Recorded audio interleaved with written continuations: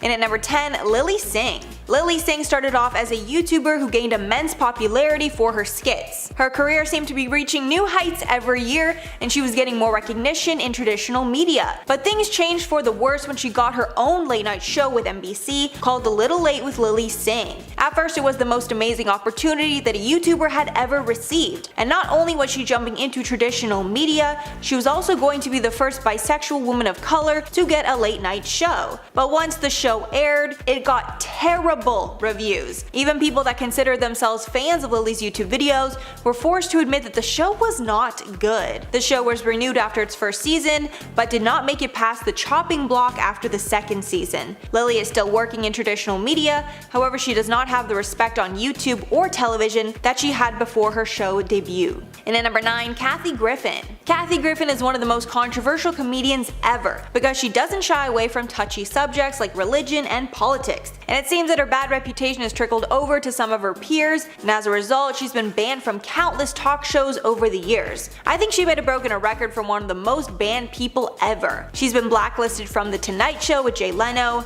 The View, Ellen, Today, and The Late Show with David Letterman. The story of why she was axed from Letterman is the most insane. While she was on the show doing a live interview, she decided to start undressing. She got so naked that the crowd, as well as those at home, saw her bra, stomach, and the fact that she wasn't wearing any underwear. And at number 8, Hugh Grant. Hugh Grant ruined his career in a number of ways. I think him cheating in public with a sex worker was probably the most famous, but his bad reputations on late night shows definitely did not help. Jon Stewart had such a bad interaction with the actor that he decided to ban Grant from his late night show back in 2009. Apparently Hugh was incredibly rude while he was on the show, cursing and complaining about pretty much everything. Hugh somewhat tried to set the record straight about things and admitted that he was in a terrible mood the day he was on set, tweeting, quote, "Turns out my inner crab got the better of me with TV producer in 09. Unforgivable, Jay Stewart is correct to give me kicking." So I mean, at least he knows that he deserved it. And at number 7, Joan Rivers. Near the beginning of Joan's long and successful career, she frequently appeared on The Tonight Show with Johnny Carson. But when Joan got her own show with Fox, Carson was not happy with her, and their friendship sadly ended. At the time, she made history for being the first woman to ever host a late night show. But unfortunately, the show wasn't very good, and it ended shortly after it started. And when Joan tried to get back on Johnny Carson's show, he actually rejected her and banned her from ever coming back on his show. At the time, this was a huge blow to her budding career, with some thinking it was the beginning of the end. The ban even continued when the show changed hands and Jay Leno took over in 1992. But thankfully she managed to find work elsewhere, and the ban made a little difference on her work. And at number 6, Billy Bush. Billy Bush was placed in charge of an interview with businessman Donald Trump in 2005, back when Trump was famous for shows like The Apprentice. But an X-rated conversation from before the interview was leaked to the public during Trump's run for office, and crazy enough, it hardly made a difference in his popularity. However, the interview seemed to derail Bush's career. In 2016, after the tape was suspiciously leaked allegedly by an employee of NBC, Bush was actually fired by the network. Not sure if they thought he was responsible in some way. According to Page 6, this may or may not have been part of the network's plan, though it was pretty clear that they were trying to derail Trump's presidential run. After the derogatory comments made in the tape were revealed, it seems that Bush is the person that paid the price. Halfway at number 5, Caitlyn Jenner. The infamous interview that Caitlyn Jenner did with Ellen DeGeneres completely changed the way the people looked at Caitlyn, and it caused many in the LGBT community to retract their support for her. The interview was so bad that Caitlyn was even blacklisted from Ellen's show afterward. In her memoir, Secrets of My Life, Caitlyn called out Ellen specifically for, quote, alienating her from the LGBTQ community by not allowing Caitlyn to come on her show. However, it's clear that Caitlyn alienated herself. During the 2015 interview, Ellen asked about Caitlyn's stance on gay marriage. Caitlyn replied that she was originally not for gay marriage many years ago, adding, quote, if that word marriage is important to you, I can go with it. And from Caitlyn's tone, it didn't seem genuine to Ellen. Ellen even pointed out Caitlyn's blatant hypocrisy. And at number 4, Michael Richards. The legendary Seinfeld actor got serious backlash after he called a member of the audience the N-word because this person was heckling him during a stand-up routine. In 2006, Michaels tried to revitalize his image by apologizing for the comments on The Late Show with David Letterman. However, it seems the apology was not taken well because his career took a nosedive after the appearance. Since this incident, Richards has only appeared in 2 roles, one on Curb Your Enthusiasm and another on Comedians in Cars Getting Coffee.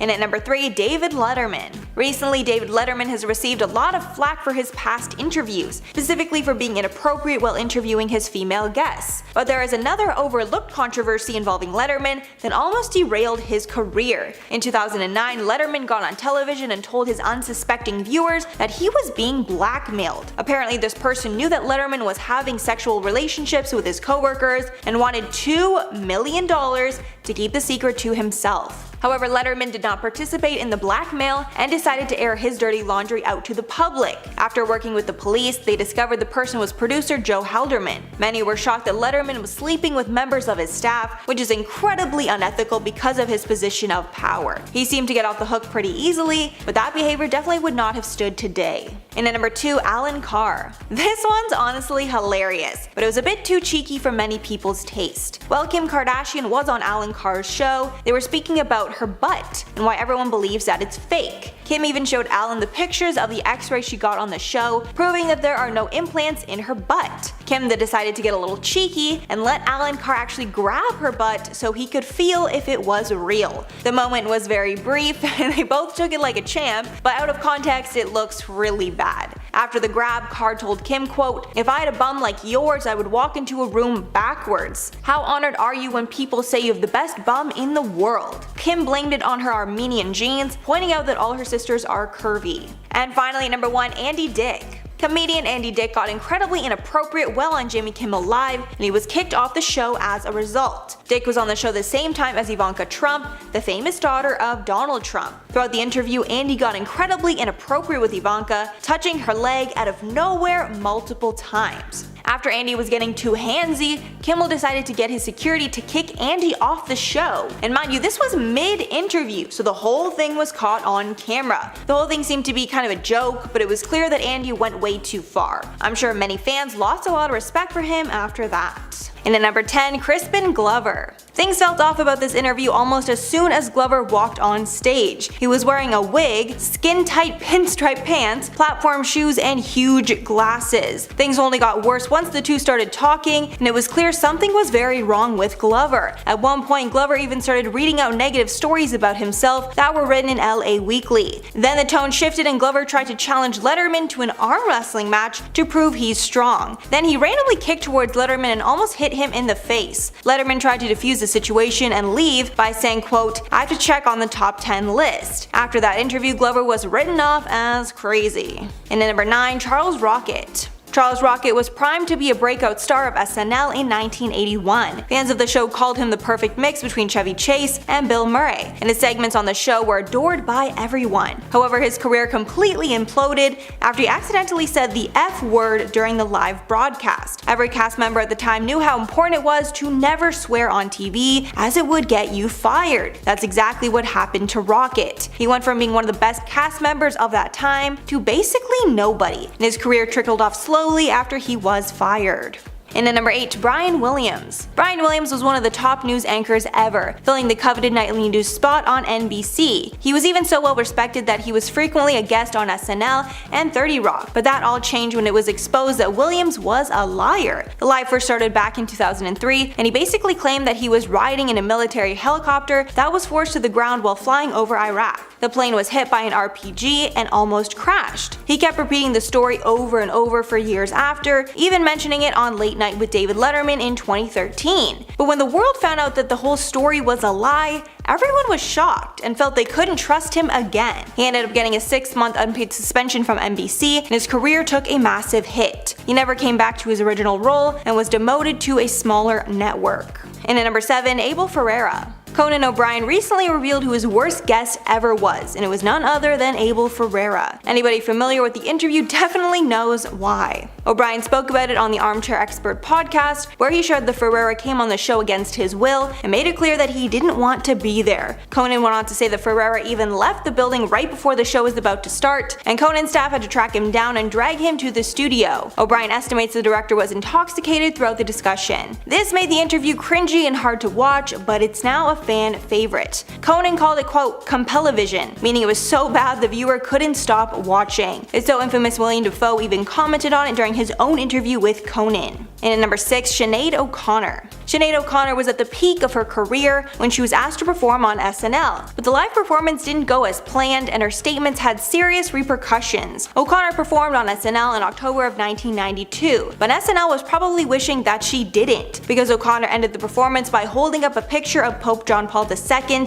ripping it up, and stating, quote, fight the real enemy, obviously offending millions of people. The show quickly cut after they saw what happened, but the damage was already done, and tons of angry calls came flooding in. One audience member even tried to assault O'Connor and had to be removed by security. Not only was O'Connor banned from SNL, her career never really recovered. Halfway number 5, Ashley Simpson. This is one of those accidents that sadly ruined a career. While Ashley was on SNL to perform, she did one song that went off without a hitch, but her second song caused an infamous moment the internet will never forget. When the music started, the vocals for the track that she sang before started to play, making it incredibly clear that she was lip-syncing. Nobody knew what to do, so her band just kept playing while she danced around the stage and didn't sing a word. In the days that followed, the singer was attacked in the media for lip-syncing, which is especially bad on an all-live show. After the incident, she tried to set the record straight and explain why she lip-synced. She told MTV that she lost her voice because of acid reflux, and instead of canceling her appearance, she thought it was better for everyone if she just faked it. I'm sure she regrets it in hindsight. And at number 4, Prince Andrew. Following accusations that Prince Andrew had close ties to Jeffrey Epstein and Ghislaine Maxwell, the public demanded answers about why they had seen each other so often and why there was photo evidence of them together. Prince Andrew decided to do an interview with BBC discussing everything, and it was a complete train wreck. When asked if he was close with Epstein, he claimed, quote, it would be a stretch to say that he was ever close friends with Epstein, and claimed that he was only ever +1 to Ghislaine. However, there are records Andrew visited Epstein after his prison release in 2010. He also said that Epstein, quote, conducted himself in a manner unbecoming, to which the reporter responded, unbecoming? To which Andrew replied, yep, I'm sorry, I'm being polite. Lastly, Prince Andrew claimed he didn't sleep with Virginia Roberts because she said he was sweating, and apparently he had a condition after the war that caused him not to sweat. And at number 3, Jim Cramer. Jim Cramer is famous for being the kooky host of Mad Money, a show that talks about the stock market and even gives tips about which stocks to buy. But after the 2008 crash,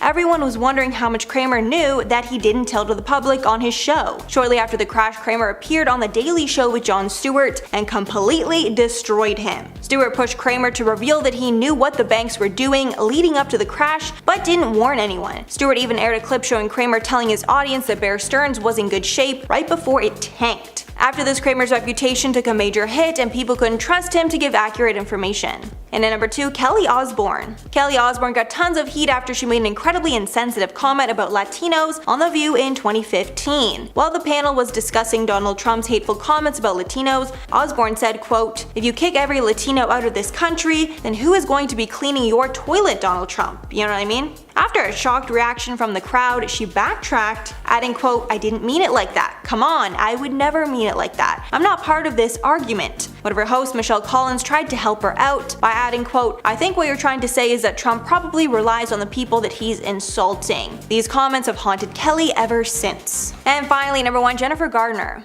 Of course, Jennifer Garner's career is doing just fine, but she was incredibly embarrassed while she was on The Late Show with Conan O'Brien. Jennifer was promoting a new movie she was in where she was a secret agent doing tons of stunts. The pair started talking about these stunts and Conan asked if she had snuck anywhere. Jennifer quickly replied that snuck is not a word and sneaked is the actual word to say, even calling out the fact that Conan had a degree from Harvard and seemingly didn't know that. However, after they came back from commercial break, Conan brought out the dictionary and proved that snuck is a word. It seems that sneaked is the proper term, however snuck has been popular since the 19th century and now both are recognized.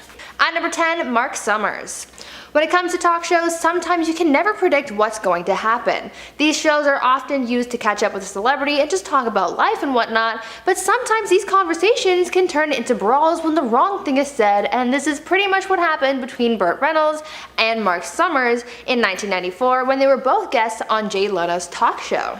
The two men got into a pretty heated brawl after some jokes were made that rubbed them the wrong way. Essentially, Mark Summers made a comment about how he was still married while Bert at the time was going through a divorce, and it made him pretty upset.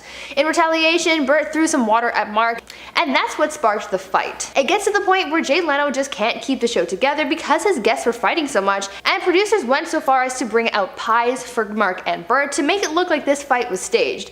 After this, people got talking, and some people came to the conclusion that this brawl was uncalled for, and since Mark technically started it, he felt the most backlash. Soon fans started to notice that Mark just wasn't making it big in Hollywood anymore, and some believe that this bad press that came from this fight is what caused Mark's career to suffer. At number 9, Tom Cruise. Now I know you guys are going to come for me in the comments saying, Bree, Tom Cruise's career isn't destroyed, he's doing just fine. Yes, I know that. However, his career and public image did take a beating after his interview with Matt Lauer in 2005, where he made comments about mental health, psychiatry, and for his criticisms of actress Brooke Shields. All of this was caused by Tom's belief in Scientology and the fact that he doesn't believe in medication or therapy.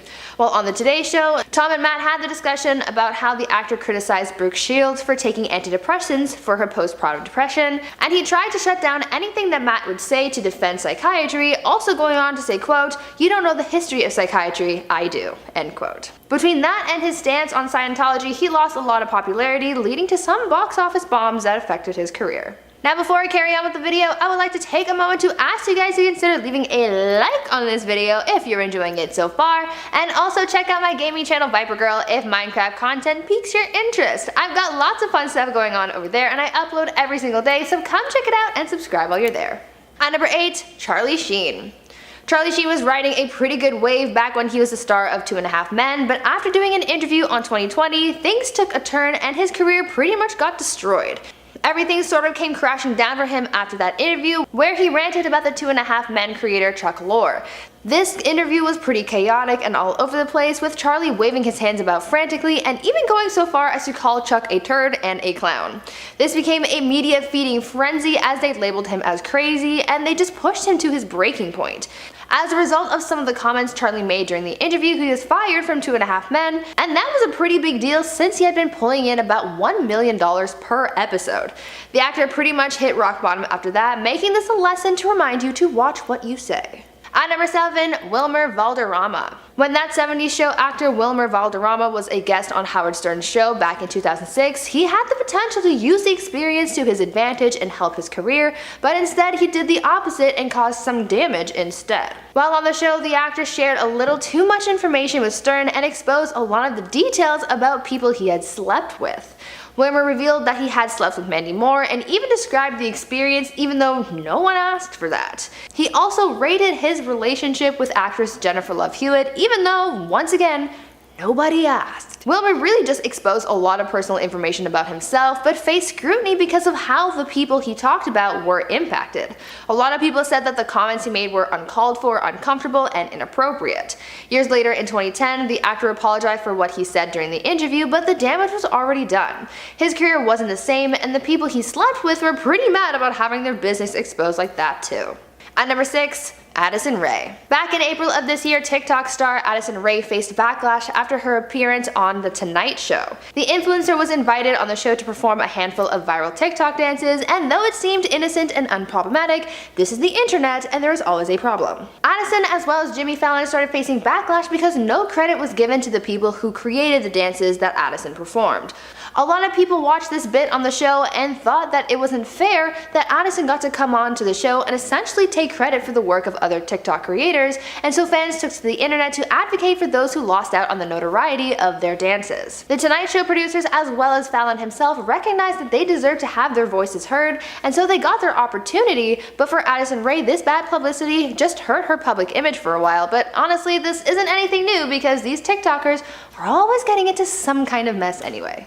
At number 5, Trisha Paytas. Trisha Paytas seems to be in some kind of drama or controversy every couple of months. Most recently, the YouTuber was caught in some drama with their former podcast co-host, Ethan Klein. The pair had a podcast called Frenemies, and honestly, the title said it all. They had beef in the past and decided to make a podcast out of it, so really the whole thing was doomed from the start. but I digress. Basically, they got into yet another fight, and Trisha decided that they needed to quit the podcast. After leaving, the quote-unquote truth started to come out about the behind-the-scenes drama regarding the podcast. Most of the conflict had to do with money and how much each person contributed to the show and whatnot, but this debate got heated, exposed videos were made, and talk show careers came to an end. Even though their career isn't completely destroyed simply because Trisha won't let it die, it wasn't good for their image or credibility, but honestly, things are always rocky with Trisha, so even if we think that their career is over, they won't think so. At number 4, Wendy Williams. With the drama surrounding Britney Spears and her conservatorship, everyone seems to want to put their 2 cents in and contribute to the conversation, and the criticisms being thrown towards Britney's family, especially her father.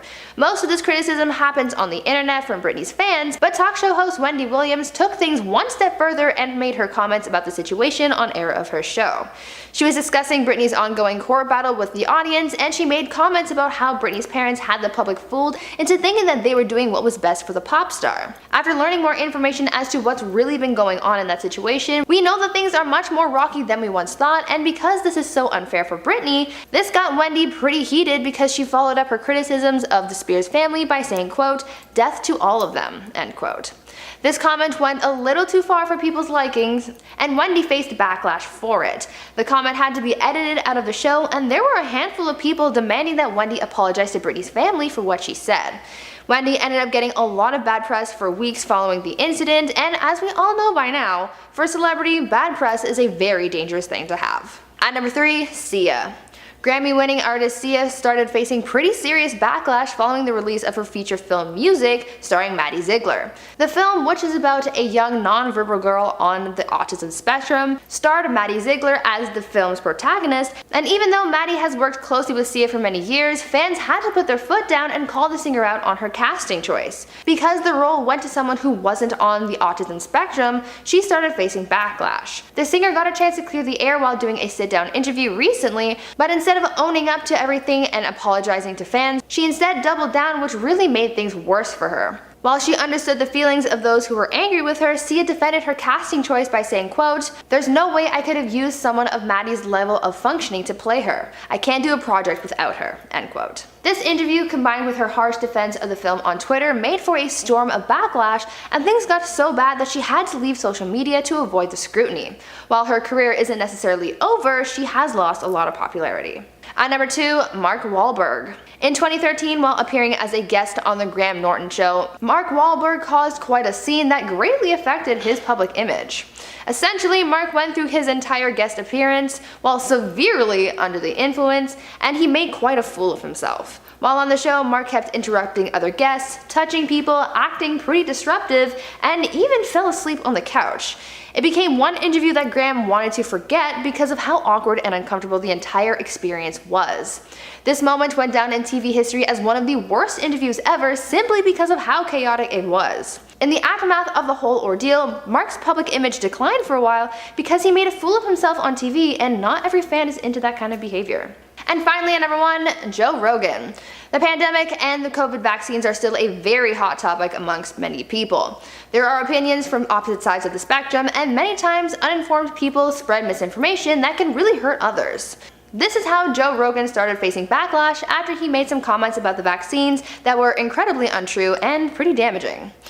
On his podcast, Joe was talking about the COVID vaccines, and he made a comment saying that young people didn't need to get vaccinated, saying, quote, "If you're like 21 years old and you say to me, should I get vaccinated? I say no. If you're a healthy person and you're exercising all the time and you're young and you're eating well, I don't think you need to worry about this," end quote.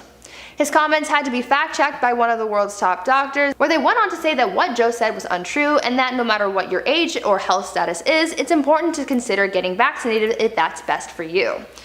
Because of what Joe said, he started facing backlash, and people started calling him an anti-vaxxer. He had to set the record straight that he wasn't an anti-vaxxer, but people still don't believe him.